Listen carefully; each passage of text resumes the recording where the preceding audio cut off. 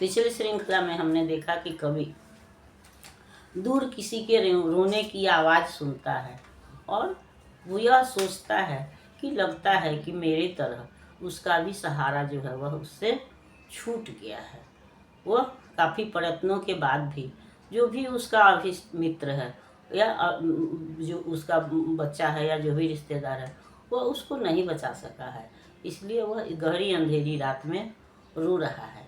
अब चूँकि उसको नींद नहीं आ रही है, इसलिए वह इसका जो भी साथी है वह उससे कह रहा है कि तुम सोवो नहीं, कुछ बातें करो, क्योंकि ये तो हम देख चुके हैं कि जब कभी अकेला है तो वह प्रकृति से ही बातें करता है। तो वह कह रहा है कि देखो तारे भी बात करते हैं आपस में, पिछले हम पढ़ चुके हैं, कहते हैं तारे गाते हैं। तो अभी वही कह रहा है कि तारे भी आपस में बात कर रहे हैं, पत्ते भी हिलडुल करके एक दूसरे से बातें करते हैं, और नदी की जो लहरें हैं वो भी तट से टकरा टकरा के तट के पास जा जा करके किनारे पर उससे बातें करती है।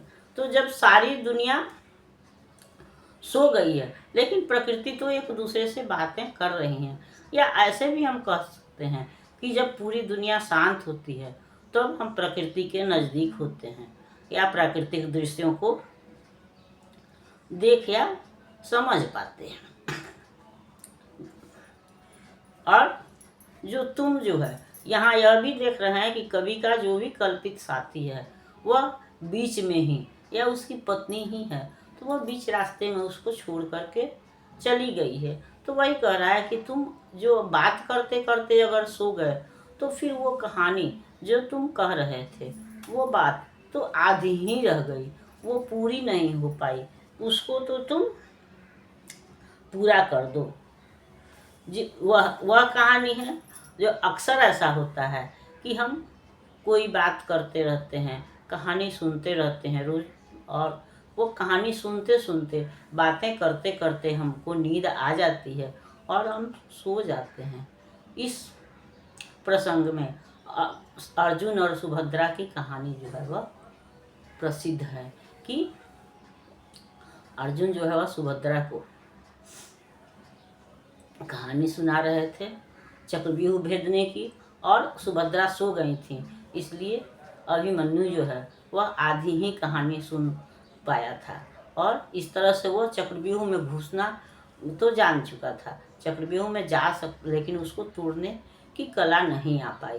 तो या फिर हम शंकर पार्वती के लिए भी, अमरनाथ की गुफा के लिए भी सुनते हैं कि शंकर भगवान जो है वह पार्वती को कहानी पार्वती जी को सुना रहे थे, लेकिन सुनते सुनते पार्वती जो है वह सो गई, और वो दोनों जो कबूतर थे वो शंकर जी की कहानी सुनते हुए उनके साथ हाँ से हाँ करते रह गए। तो ये इस तरह से प्रायः होता है कि जब हम सोने जाते हैं तो कोई बातचीत शुरू करते हैं और बात करते करते सो जाते हैं और बात आधी रह जाती है। तो कभी इस प्रसंग को भी याद करता है, और साथ ही वही कहता है कि उसका तो साथी जीवन में ही उसको आधा छोड़ करके चला गया है। तो जो उसकी कहानी जो अधूरी रह गई है तो उस अधूरी कहानी को तो पूरा कर दे, तब जाए, बीच रास्ते में छोड़ करके नहीं जाए, आधी रात में छोड़ करके नहीं जाए। इसलिए वह कहता है कि तुम सोवो नहीं, अपनी बात को पूरी करो या कुछ बात करो जिससे कि मेरा भी मन जो है वो अपने दुखों से हटे या मैं भी कुछ मानसिक शांति पाऊँ। साथी सो न कर कुछ बात, बोलते उडगन परस्पर, तरुदलों में मंद मरमर, बात करती सरी लहरियाँ कूल से जलनाथ। साथी सो न कर कुछ बात, बात करते सो गया तू, स्वप्न में फिर खो गया तू, रह गया मैं और आधी बात आधी रात। साथी सो न कर कुछ बात, पूर्ण कर दे वह कहानी जो शुरू की थी सुनानी, आदि जिसका हर निशा में अंत चिर अज्ञात। साथी सो न कर कुछ बात, यानी कि तुम सो नहीं, कुछ बात करो। कि ऐसा कोई नियम नहीं कि रात में लोग सोते हैं, लेकिन यह भी जरूरी नहीं है कि सारे लोग सो जाते हैं, कुछ लोग जागते भी हैं। और प्रकृति जो है वह तो हरदम चलती रहती है, जागती रहती है। तो हम यह भी वो जानते हैं कि वही कि तारे भी जैसे आपस में बातें करते हैं, पत्ते भी हिलजुल करके आपस में बातें करते हैं। और सरिताओं की, नदियों की जो लहरियाँ हैं, सरी लहरी का मतलब है नदी की लहरें जो हैं, वह भी जल स्नात का मतलब जल से नहाया हुआ या जल से भीगे हुए किनारे से टकराती हैं तो किनारा भीगा ही रहता है। तो उस किनारे से टकरा कर नदी की लहरें भी बात करती हैं। यानी कि लोग रात में भी एक दूसरे से बातें करते हैं, ऐसा नहीं है कि लोग बातें नहीं करते हैं।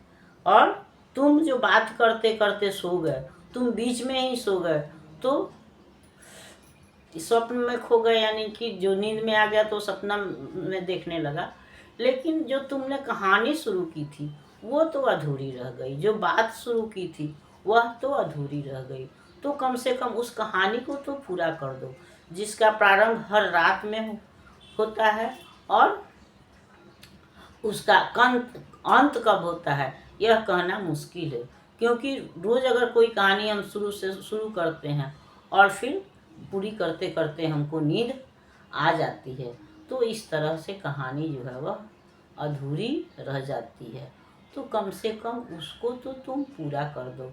हम ऐसे भी कह सकते हैं, कभी को नींद नहीं आती है तो उसके विचार जो हैं वह चारों तरफ भटकते हैं, या वह अपना संबंध या सानिध्य जो है वह प्रकृति से जोड़ता है और प्रकृति को देख करके ही सुनता है या समझता है और यह देखता है। कभी उसको तारे गाते हुए नजर आते हैं, कभी बात करते हुए नजर आते हैं।